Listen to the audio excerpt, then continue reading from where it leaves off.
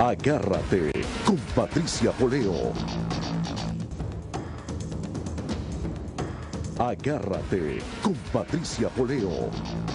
Regresamos con Agárrate, ya estamos con un experto en materia de investigaciones de drogas, fue agente de la DEA, inspector general, está retirado pero sigue ahí porque además siguió los pasos de el inicio de las investigaciones cuando el Departamento de Estado, aquí los organismos de investigación comenzaron a oler que en Venezuela lo del tráfico de droga estaba en el alto poder. Gracias por estar aquí además. Un placer. Hay que ver que cómo le he rogado que venga para este programa. No. ¿Ah? Yo nunca le he pedido tanto a un hombre que esté aquí al lado mío. No. Sumamente ocupado, Patricia. Arrancamos con, claro, y me imagino que en este momento más. Claro. Vamos a comenzar de una vez. ¿Cuánto o cuándo comenzó Félix Jiménez a presenciar o a participar de las investigaciones de lo que estaba pasando con el alto gobierno en Venezuela y el tráfico de drogas? Mira, Patricia, según mi memoria, te puedo decir que desde los años 90 hubo un incremento enorme de movimiento de droga, de cocaína, a través de la frontera de Colombia y Venezuela. ¿Qué está pasando? Esta frontera está protegida por generales de un sol, son los que están trabajando básicamente independientemente, que son corruptos, pero son los que están facilitando a traficantes de droga, al igual que a los carteles, no a la FARC, a los carteles, el movimiento de esa cocaína a través de Venezuela. Esa cocaína generalmente siempre utilizaban el Puerto Cabello para sacarla y llevarla a Europa. La cocaína que salía a través de Venezuela, que venía para los Estados Unidos, utilizaban las islas del Caribe para llevarlas. Por ejemplo, la cocaína salía de Maracaibo en un barco, una lancha rápida, llegaba a Haití o llegaba a la República Dominicana o Puerto Rico, y entonces de ahí esa cocaína entraba por esa vía a los Estados Unidos. ¿Qué pasa? Acuérdate que ya en ese momento Pablo Escobar está totalmente en decadencia, está viendo, y entonces ya empieza la conexión de México para entonces traer esta cocaína a través de la frontera. Pero Venezuela siempre fue un punto importante de sacar cocaína y a la misma vez... Por la posición geográfica, ¿no? Claro, definitivamente, y por la comodidad y las facilidades que había de utilizar generales corruptos venezolanos que le facilitaban. Cuando usted me dice siempre, me habla de qué periodo, de todos los periodos, incluyendo antes de Hugo Chávez o bueno, a partir de Hugo Chávez. Antes de Hugo Chávez existía, pero no de la forma que existe hoy. Eso se fue degenerando. Cuando llega Hugo Chávez en el 99, ve la situación, también está la operación, el Plan Colombia, donde Uribe está atacando a la FARC. La FARC es la que produce toda la cocaína en Colombia. Entonces, ¿qué pasa? Empieza Hugo Chávez a facilitar y ayudar a la FARC. Entonces, ¿qué pasa? La FARC se empieza a acorralar y empieza a llegar a la frontera con Venezuela. Y entonces ahí es donde empieza el movimiento grande de cocaína. ¿Qué pasa? Hugo Chávez decide sacar y retirar a los generales que están corruptos ahí en la frontera, traer de retiro a sus amigotes, que eran generales de 2 soles o más, y ponerlos en la frontera, no tan solamente para facilitar el movimiento de la cocaína, pero también ayudarlos en el movimiento de armas y supplies para la FARC. Ahí se montaron hospitales, ahí se montaron, o sea, un sinnúmero. En Venezuela se montó una infraestructura completa en el lado de Venezuela para darle apoyo a la FARC. ¿Qué pasa? Ahí comienza el gran movimiento de cocaína, auspiciado ya por la alta jerarquía de Venezuela. Ahí es donde estaba también José Vicente Rangel, que era el que tenía el contacto con todos los militares. Bien, ¿qué pasa? hay una investigación donde se coge un cargamento de cocaína aquí en los Estados Unidos. Se cogen varios cargamentos. Definitivamente habían unos altos generales envueltos en ese movimiento de ese cargamento y habían venido aquí a los Estados Unidos a buscar un dinero. Nosotros tenemos la investigación, una parte aquí en Miami, otra parte en Nueva York.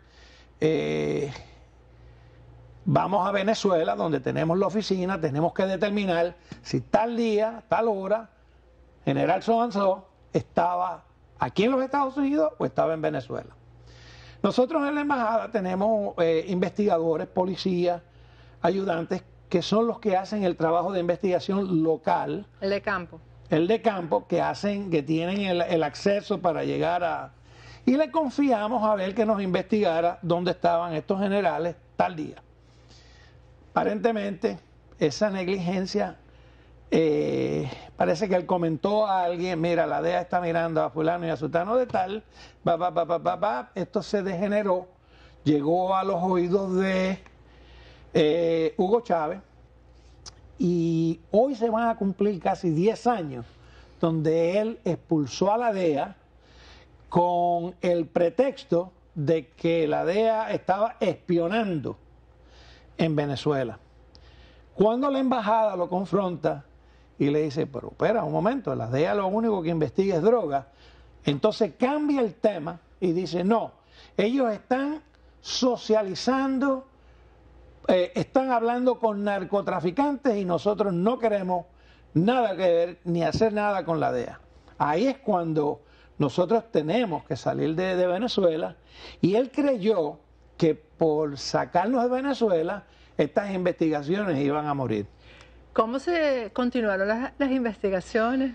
Mientras más lejos estamos, nosotros más informantes teníamos más ojos, teníamos más oídos, teníamos mucho más personas infiltradas que pasaban información. Y además también teníamos personas que habían sido arrestadas, conectados con cargamentos, personas que utilizaban la infraestructura de Venezuela, no tan solamente de drogas, sino también de dinero. El lavado de dinero es increíble en Venezuela. Es tan grande como lo existió cuando Noriega estaba en Panamá. Pero, bien, entonces nos sacan de Venezuela, pero todas estas investigaciones continúan. Siguen surgiendo más nombres, siguen surgiendo más altos oficiales de militares del gobierno. Y entonces, pues mira, han llegado al punto donde poquito a poco se han ido arrestando a fulano y a sutano de tal, lo otro, coopera, el otro dice, mira, yo no estaba aquí, pero fulano de tal estaba acá. Hay comunicaciones, se establecen los lazos para comunicarnos con estas personas que son potenciales testigos en todas estas investigaciones, y aquí es donde estamos hoy. Eso es muy importante que lo explique, porque esto de que ellos están tratando de reducir la información a Leamsi Salazar, que fue el escolta, estuvo en la Casa Militar y después fue escolta de Diosdado. Ellos están tratando de decir que solamente ese testimonio es lo que tienen los organismos de investigación aquí. El tema, y quería preguntarle, porque si usted me está hablando del 2005 cuando sale la DEA de Venezuela, pero periodistas de investigación antes de eso ya habíamos hecho la denuncia del cartel de los soles, que era solamente conformada por oficiales generales de la Guardia Nacional. Pero después esto, y corríjame si no es cierto, esto se sistematiza y el aparato del Estado completo se pone a la disposición del tráfico de drogas en Venezuela. Eso es correcto. O sea, antes los militares corruptos de la Guardia Nacional que estaban en la frontera estaban trabajando independientemente, eran corruptos, y el gobierno básicamente no auspiciaba ni participaba de esto. Al Hugo Chávez retirar estos generales y enviar sus amigos que estaban ya en retiro, que eran oficiales de 2 soles o más, ahí es donde nace el cartel de los soles, porque antes esos generales eran de 1 sol. Los que llegan a reemplazar estos generales son de 2 soles o más. Ahora, ¿en qué momento aparece Hugo Carvajal Barrios en las investigaciones? Hugo El Pollo Carvajal, acuérdate, fue una de las manos derechas de Hugo Chávez en la cuestión de inteligencia militar. Pero básicamente que el Pollo Carvajal estaba totalmente envuelto y era una de las personas más altas del gobierno en aquel momento que estaba responsable de mover la cocaína en Venezuela. ¿Y en qué momento, cuando ustedes, el momento que hacen la detención, vamos a irnos más adelante para después otra vez retroceder, cuando hacen la captura de Hugo Carvajal en Aruba, que lo hace la DEA, en ese momento ya Hugo Carvajal estaba acusado? Definitivamente. Y yo quiero que usted me explique bien cuál es el mecanismo en general que usa la DEA para investigar a una persona y en qué momento llega la acusación. Y en qué estado está específicamente lo de Diosdado Cabello, ¿no? Mira, cuando tú investigas este tipo de personas que son individuos de alto calibre, o sea, personas de altos funcionarios de gobierno, normalmente todas estas investigaciones, cuando se hacen, que se llevan a un gran jurado investigativo. O sea, cuando el gran jurado se le presenta toda la evidencia a un gran jurado federal aquí en los Estados Unidos. Da la casualidad que en el caso de Carvajal había una participación de la oficina de Miami y la de Nueva York. ¿Ok? Todo esto se consolidó para el caso de Nueva York. Entonces, ¿qué pasa? Estos casos van al gran jurado, el gran jurado determina causa para arrestar y enjuiciar a esa persona, pero ¿qué pasa? Cuando emiten las órdenes de arresto para protección de la investigación y protección de toda la información que existe y que hubo en el testimonio del gran jurado, todo eso se sella para que no haya posibilidad de un leak de información.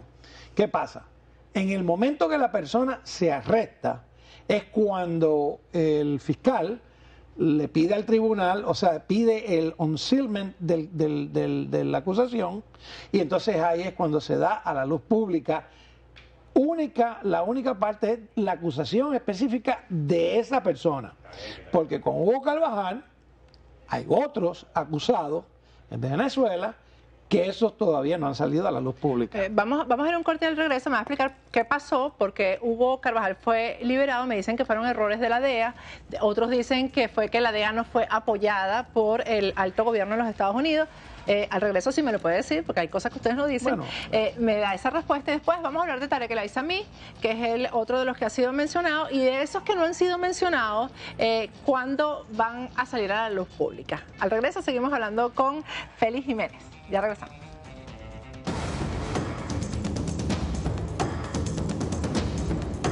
Agárrate con Patricia Poleo. Hugo Carvajal en Aruba. Bueno, mira, te puedo asegurar de que toda la coordinación para la extradición, o sea, el arresto y extradición de Hugo Carvajal, toda se hizo. O sea, y se hizo básicamente con 30 días de anticipación.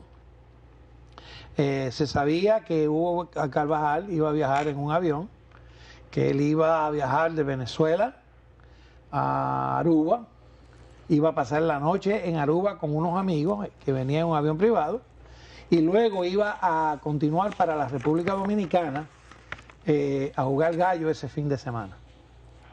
¿Okay? Entonces, pues, 30 días antes, la DEA hizo todos los arreglos con Aruba, se le proveyeron las órdenes de arresto y a la misma vez también se hicieron los arreglos para cuando se arrestara, se extraditara a los Estados Unidos. ¿Qué pasa? Todo iba de acuerdo al plan. El avión llega como a las 11 de la noche un jueves, creo que era un jueves, sí era un jueves, aterriza. Cuando Hugo Carvajal llega a la aduana, a la migración en Aruba, presenta un pasaporte que no era el de él.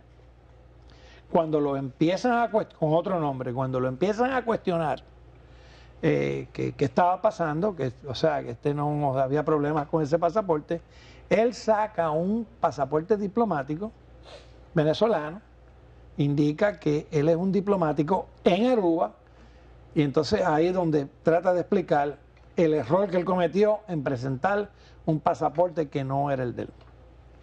Ahí mismo lo arrestan y entonces ahí es donde comienza el proceso.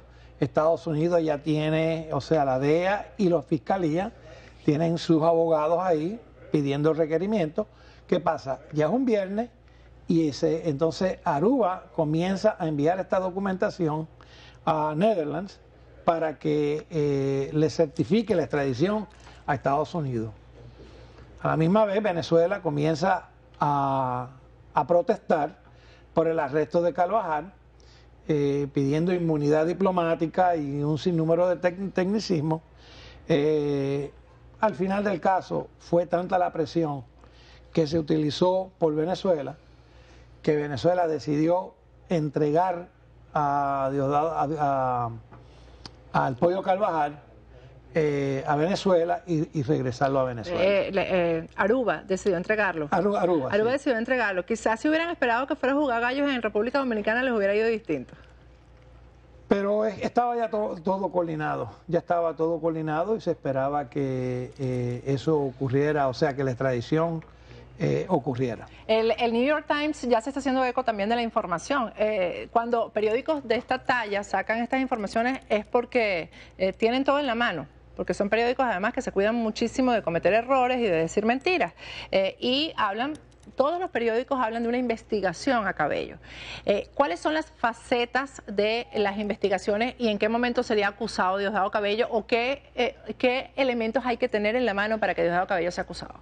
Como una persona como Diosdado Cabello, o sea, te aseguro que lo que hay es lo que se llama un gran jurado investigativo que se le está presentando todas estas pruebas que hay, todos los testigos están testificando en base a toda la información.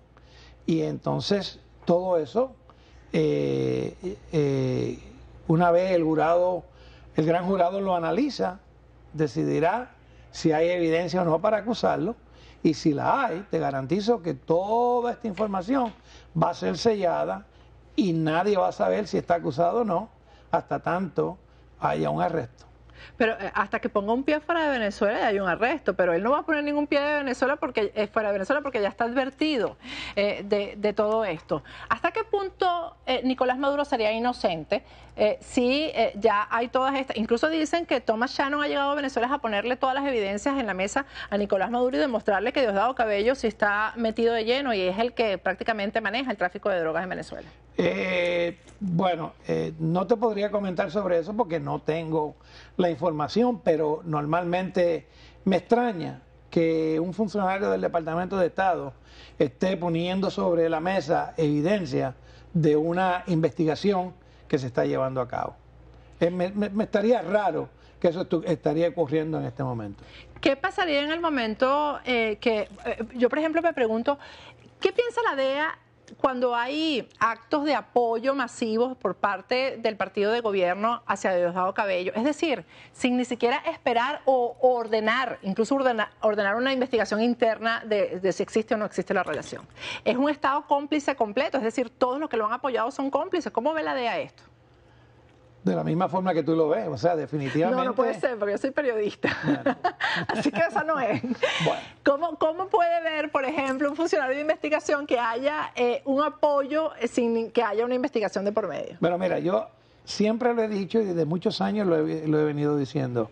Venezuela es un narcoestado y está apoyado desde arriba hasta abajo, o sea, desde las personas más altas, desde el presidente para abajo. O sea, esto no, la verdad no se puede tapar con la mano. O sea, mírate el ejemplo te voy a dar el ejemplo del avión que salió lleno de cocaína, con 27 o 34 maletas llenas de cocaína que llegó a Francia. O sea, si el gobierno no estuviera envuelto, ¿cómo tantas maletas con cocaína? Te estoy hablando de casi 1000 y pico de kilos de cocaína que llegaron en un avión de Air France a Francia, saliendo de Venezuela, de Maiquetía.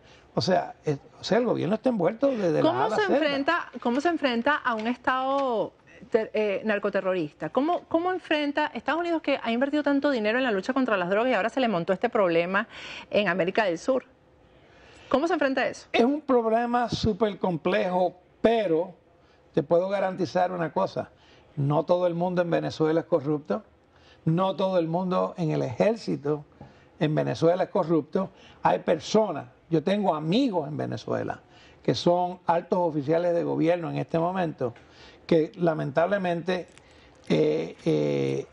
están viviendo y sufriendo lo que está ocurriendo y no pueden opinar en relación a lo que estaba ocurriendo porque, de lo contrario, se iría en contra del régimen y tendrían que mudarse de Venezuela. Y no están en la posición de mudarse. O sea que están viviendo una vida de aceptación de lo que está pasando porque no tienen otro remedio. Pero son personas serias, son personas decentes, son personas íntegras que no tienen otra alternativa. O sea, pero usted me quiere decir que entonces el problema se va a enfrentar desde adentro, no se va a enfrentar tipo Noriega de afuera hacia adentro. Estados Unidos lo enfrentaría desde adentro, con gente infiltrada o con amigos del gobierno de los Estados Unidos. ¿Cómo sería eso? Mira, no creo que, por ejemplo, en este momento, no creo que esta administración está, por lo que he visto, no creo que no, o sea, que se repita lo de Noriega, no creo que esto ocurra bajo esta administración. O sea que la DEA va por un lado y el presidente Obama va por otro lado. Nosotros trabajamos, o sea, cuando yo trabajaba en la DEA, nosotros trabajamos para el presidente. Nosotros lo que podemos es dar sugerencias, planes de operaciones y sugerir que se haga esto. Pero la palabra final en relación a lo que ocurrió con Noriega es del presidente de los Estados Unidos. ¿Y cuál es la alternativa a lo que ocurrió con Noriega?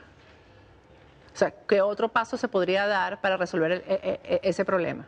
Que es un problema para los Estados Unidos y para Europa, el problema del tráfico de drogas. Mira, básicamente el primer paso que hay que dar, hay que tener Estados Unidos a nivel político tiene que tener una reunión con todos otros jefes de gobierno, o sea, otros presidentes, a ver qué tipo de apoyo podrían recibir Estados Unidos con otros gobiernos, a ver cómo podrían atacar esta situación, ya que está a los más altos niveles y hay que resolverla. ¿Cómo funcionaría esto con estas nuevas relaciones con Cuba? Porque Diosdado Cabello sí va y visita Cuba. Ahí no lo pueden detener con las nuevas relaciones que hay entre Estados Unidos y Cuba. Es una posibilidad. Así que no salga Diosdado. Ya sabes que no puede salir de Venezuela ni para Cuba. ¿Qué otro funcionario, yo diría, más arriba de Diosdado Cabello no está sino Nicolás Maduro? Yo diría que más arriba de Diosdado Cabello no está ninguno, porque el que realmente maneja el país es Diosdado Cabello. ¿Qué otro tipo de funcionarios hay? Sabemos que hay gobernadores, como el ejemplo de Tarek El Aissami, porque ha salido publicado en los medios. ¿Qué otras informaciones han surgido acerca de las personas que estarían involucradas? Porque no solamente sería el Poder Ejecutivo, también se dice que el Poder Judicial está en esto. Bueno, mira, hemos arrestado, ya aquí la DEA ha arrestado un sinnúmero de jueces, hay investigaciones de personas que están envueltas, jueces corruptos, mira, esto está tan y tan complicado. Aquí hay hasta asesinatos, te puedo adelantar, que hay hasta asesinatos en esta maraña que estamos viendo de Venezuela. Hay personas que han sido ejecutadas. Hay un sinnúmero de personas que lo han silenciado, jueces, altos oficiales, gobernadores, políticos. Bueno, porque precisamente esos son los crímenes que trae consigo también el narcotráfico. Lamentablemente, y Venezuela ya está en eso. O sea, lo que era la Medellín de Pablo Escobar. Definitivamente. Mira, lamentablemente. También existe Venezuela se ha convertido en una guarida de proteger fugitivos de Colombia. También, o sea, hay mucho fugitivo que está requerido por Colombia y por los Estados Unidos. Están escondidos en la frontera en Venezuela. Bueno, muchísimas gracias, Félix. Gracias por estar aquí. Un placer. Que se repita la visita. Un placer. Vamos a ir a un corte y al